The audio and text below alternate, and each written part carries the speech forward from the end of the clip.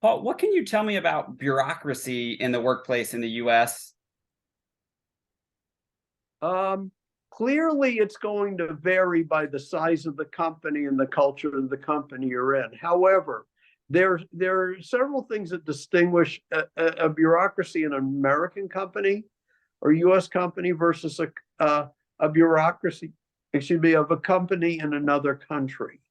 In the U.S., promotions are they're meritocracies.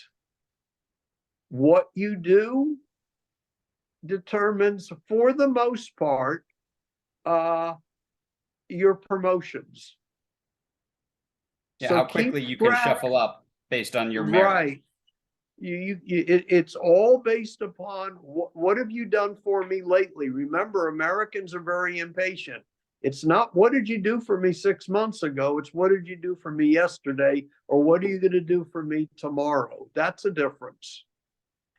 The second thing is, given that it's a meritocracy, results matter. In U.S.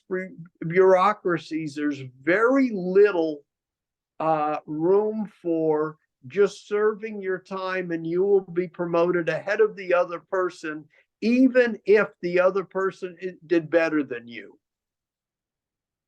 That exists more in companies outside the U.S. than in companies in the U.S.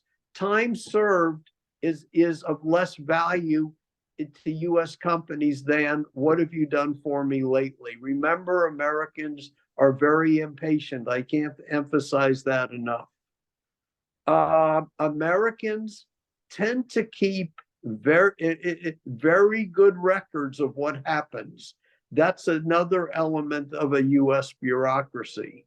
Whereas I found that bureaucracies in other countries, people are less likely to keep track of every piece of minutia that happens. Assume that that is kept track of in U.S. bureaucracies, and you need to keep track of it too. So if there's something you have to deal with, you could think about it in advance.